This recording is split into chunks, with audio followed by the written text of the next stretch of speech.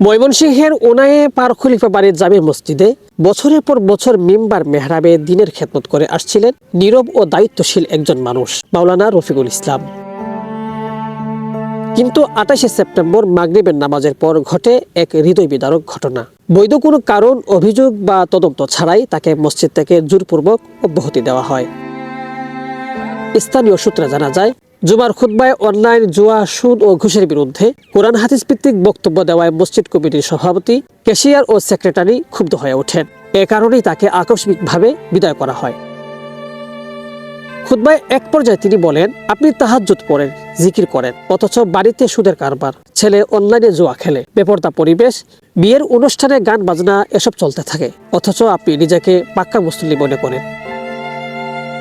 ইমামকে সরিয়ে দেওয়ার ঘটনার পর দিনই আবার ঘরে নেমে আসে আরো এক দুঃসংবাদ। ২৯শে সেপ্টেম্বর রাত ১:৩০টায় তার স্ত্রী সিজারিয়ান অপারেশনে সন্তানের জন্ম দেন।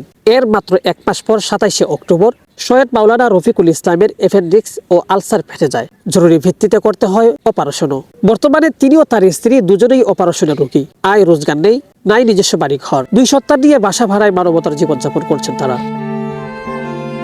বিডিএস নিউজকে মাওলানা রফিকুল ইসলাম বলেন, আমি এখন অপারেশনের রোগী, স্ত্রী ও সিজারিয়ান অপারেশনের রোগী। ২ সন্তান নিয়ে বাসা ভাড়ায় কষ্টে আছি। ঔষধের টাকা নেই, সন্তানের মাদ্রাসার ফি দিতে পারছি না। মসজিদ কমিটি জোর করে বিদায় দিয়েছে, ৩ মাসের প্রাপ্য বেতনও দেয়নি।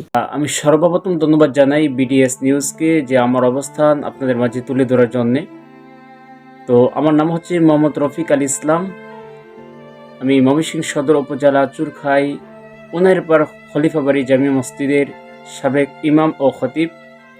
তো আপনারা অবশ্যই জানেন যে আমার গত ৫ সেপ্টেম্বর জুমার খুতবায় অনলাইন জুয়া, সুদ, ঘুষের বিরুদ্ধে বয়ান করার কারণে মসজিদ কমিটি আমাকে জোরপূর্বক বিদায় করে।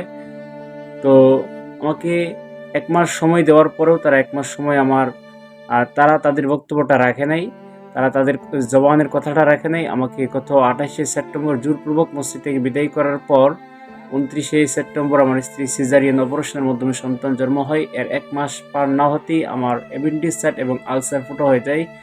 আমি ময়মনসিংহ মেডিকেল কলেজ সরকারি হাসপাতালে ভর্তি ছিলাম, চিকিৎসাধীন ছিলাম অপারেশনের পরে। এখন বর্তমানে আমি ভাড়া বাসায় আছি আমার স্ত্রী সন্তানদেরকে নিয়ে, এবং আমরা সংসারে দুজনই হচ্ছি অপারেশনের রোগী।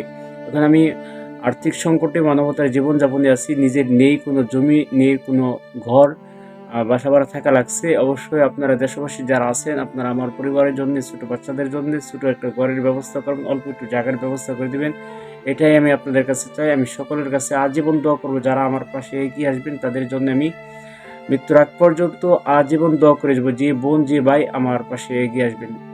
আসসালামু আলাইকুম ওয়া রাহমাতুল্লাহ। তিনি আরো জানান, দুজনের ওষুধ যা ছিল সব শেষ। ২ মাসের বাসা ভাড়া ৮,০০০ টাকা বাকি। ঘরে চাল নেই, ডাল নেই, তরকারি নেই। আজ রাতে স্ত্রী সন্তানকে কি খাবার দেব তাও জানি না ভাইজান। কথা বলতে বলতে কান্নায় ভেঙে পড়েন এই অসহায় ইমাম। এখন তার একটাই আশা, মানবিকতার খাতিরে কেউ পাশে দাঁড়াবে। এটা শুধু আর্থিক সহায়তা নয়, একজন আলেম ও তার অসহায় পরিবারকে বাঁচানোর প্রয়াস। সমাজের সৎ ও দয়ালু মানুষ এগিয়ে এলে তাদের ঘরে আবার আলো ফিরতে পারে। শেখ সাদি, বিডিএস নিউজ।